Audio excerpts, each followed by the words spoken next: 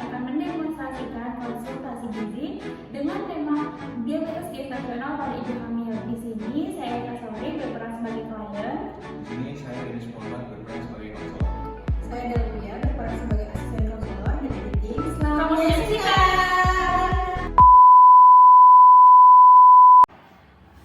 Permisi.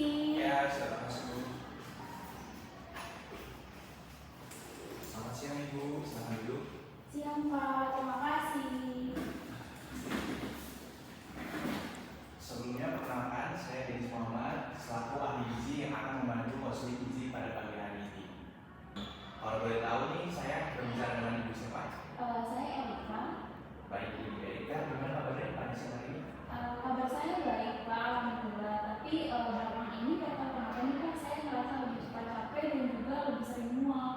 Saya paham Bu. Sebelumnya terima kasih banyak telah hadir pada sesi konseling pada hari ini. Jadi sebelum saya mulai nih, saya ingin memberitahu bahwasanya kalau sesi konseling ini akan berlangsung selama 30-40 menit ke depan. Jadi kita akan membahas kondisi ibu secara menyeluruh dari keluhan ibu, pola makan ibu, serta rancangan-rancangan solusi yang akan kita rancang bersama. Nah, ibu bebas bercerita nih selama 30 menit sampai 40 menit berlangsung. Jadi silakan ibu berbicara apa saja, akan kami jaga kerahasiaannya.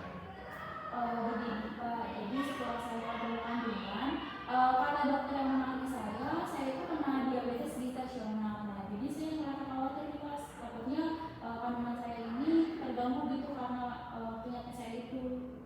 Wajar sekali Bu jika ibu merasa khawatir gitu. Tapi ibu tidak perlu terlalu khawatir karena kondisi diabetes gestasional yang dialami ibu itu bisa kita kendalikan secara bersama-sama, terutama dari pola makan yang tepat gitu. Nah, sekarang kita akan mulai nih dari pengukuran berat badan dan tinggi badan ibu terlebih dahulu. Nanti setelah itu kita akan masuk ke bagian pengalihan pola makan dan rencana-rencana kita ke depannya. Baik, nanti untuk berat badan tinggi badan akan dibantu oleh asisten konselor saya. Boleh Mbak ditolong untuk perhitungan berat badan dan tinggi badannya?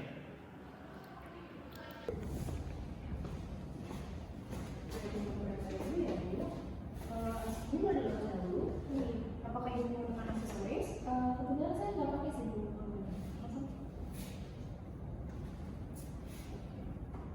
Selanjutnya kita ukur tinggi badannya. Berdiri tegak dan turun.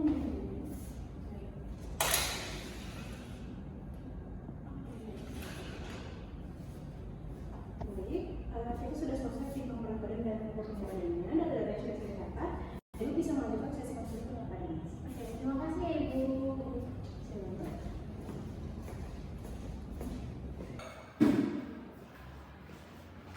Sekarang dulu Bu. Baik Bu, setelah saya mendapatkan data berat badan dan tinggi badan ibu dari asisten saya, setelah saya cek itu berat badan ibu itu 69,5 kg, sedangkan tinggi badan ibu 198 cm. Nah, sebelumnya saya ingin mengetahui nih, berat badan ibu sebelum ibu hamil berapa ya? Sebelum hamil, seingat saya ya Pak, berat badan saya itu 65 kg, tinggi badan itu 158 cm. Baik Bu, untuk sekarang ibu sedang hamil anak berapa dan umurnya sudah berapa minggu ya? Untuk sekarang saya ini lagi mengandung anak kedua. Untuk usia kehamilannya udah jalan ke minggu 24 Pak. Oke Bu, berdasarkan analisa saya ya, terkait peningkatan berat badan ibu nih saat ini sudah tergolong normal peningkatan berat badannya.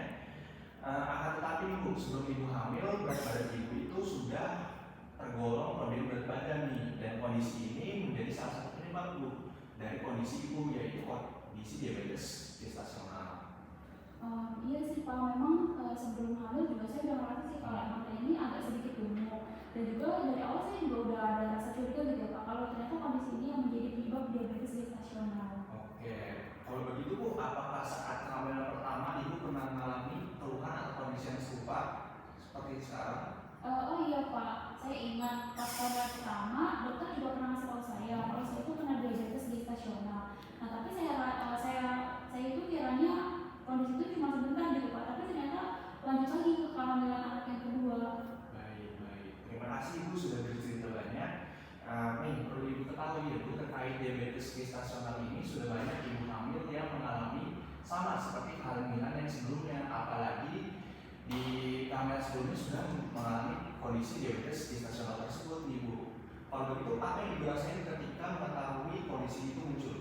Jujur saya kaget sih Pak. Awal-awal tuh pas dokter kasih tahu tuh saya panik karena sebelumnya juga sebelumnya saya udah cek laboratorium. Ternyata gula darah saya itu tinggi banget Pak, itu sekitar 250-an kalau nggak salah. Nah, tadi Ibu sudah cerita bahwasannya kadar gula darah Ibu 250-an. Nah, emang itu sudah termasuk tinggi nih Bu. Kalau begitu gejala apa nih yang Ibu sering alami pada akhir-akhir ini? Kalau gejala yang saya alami akhir-akhir ini sih merasa lebih cepat capek sih Pak, terus lebih sering haus. Saya juga merasa frekuensi buang air kecil saya juga semakin meningkat. Ditambah kalau saya merasa tenaga saya itu agak sedikit kurang. Juga akhir-akhir ini juga saya merasa lebih cepat mual sih Pak. Oke, ini biar Ibu lebih bergambar. Saya akan kasih lihat nih terkait leaflet untuk diabetes gestasional. Tadi Ibu cerita tentang gejala-gejala yang dihadapi gitu ya. Nah, seperti cepat merasa lelah atau sering merasa haus, emang itu tanda-tanda yang khusus Ibu ketika Ibu mengalami kadar gula darah yang tinggi.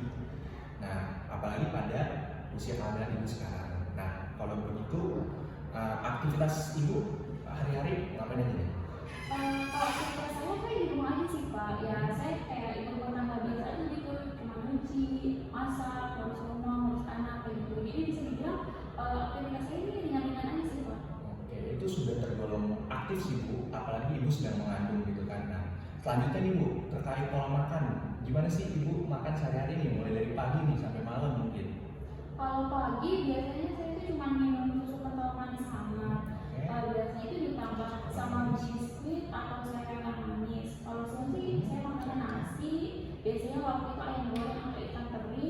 Terus kalau untuk sore, kalau saya merasa lapar gitu kan, saya biasanya nyari jajanan gitu di sekitar rumah saya, di sekitar komplek. Ya biasanya saya beli cilok, beli somai, batagor, jajanan kayak gitu Pak. Kemudian kalau untuk malam, kalau malamnya itu saya lapar, biasanya saya makan nasi lagi. Kalau saya lagi malas ya malam itu biasanya cuma makan ikan sih Pak. Oke nih Bu, dari cerita Ibu nih, saya udah sedikit mengerti lah ya.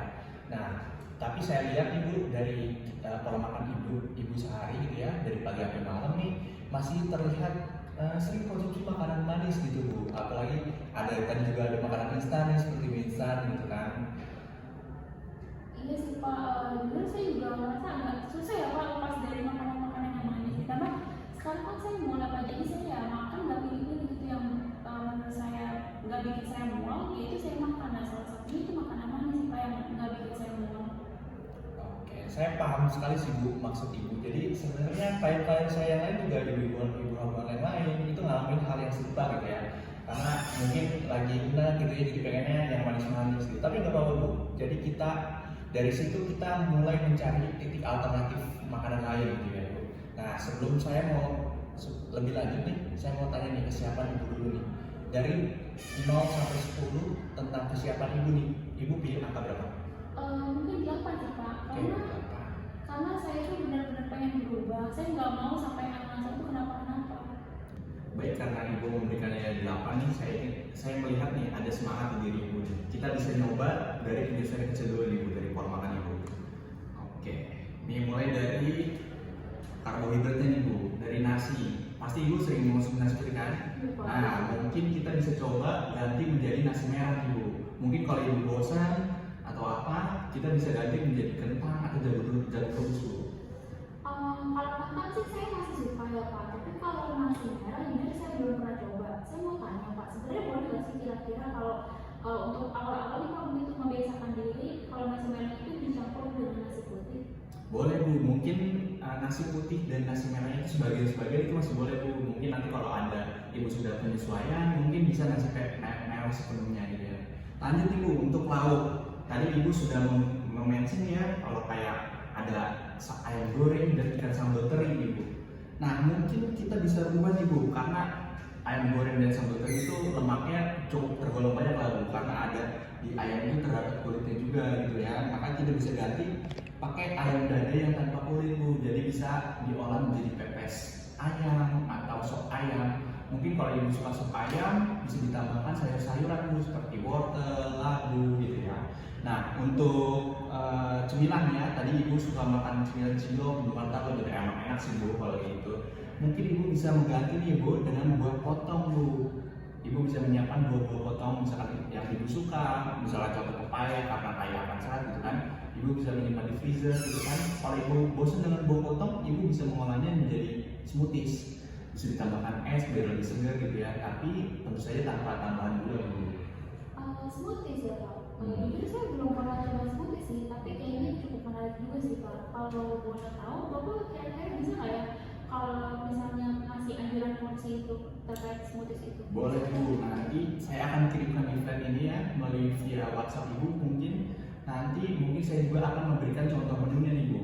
Oke nih, yang penting Ibu tetap nyaman aja Bu sama makanan yang Ibu makan sehari-hari, tetapi juga tetap aman untuk kadar gula darah Ibu nih Bu.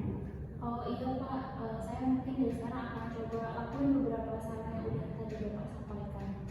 Nah, alhamdulillah kalau begitu Bu, karena saya percayanya perubahan kecil tapi konsisten Ibu, karena itu akan membawakan dampak besar daripada perubahan yang besar tapi Ibu baru 2 hari udah nggak lanjut gitu Bu ya.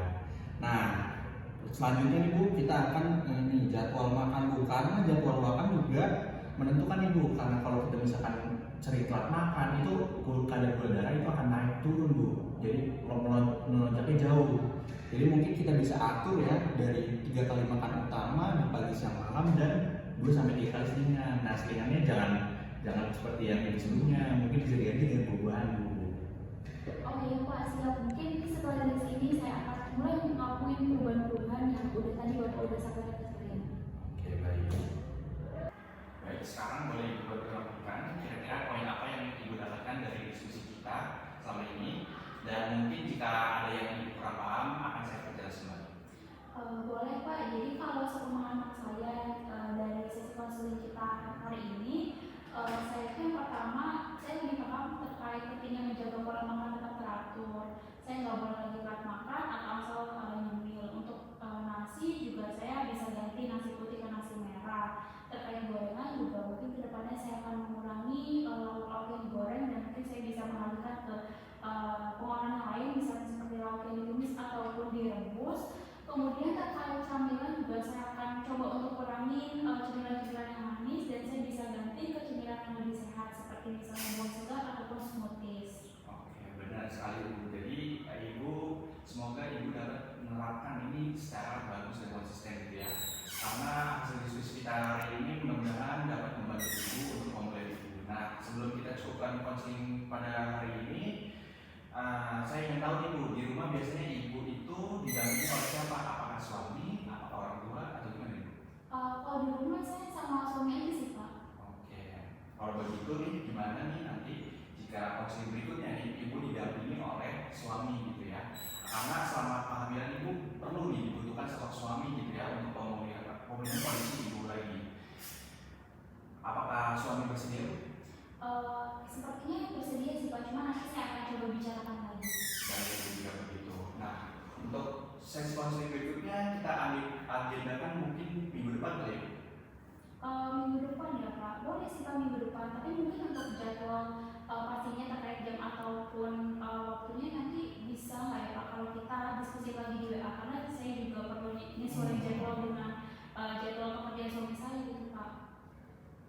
Oke, kalau gitu nanti kita bisa diskusi kembali saja ya. Baik, mungkin cukup sekian ya konseling kita pada siang hari ini.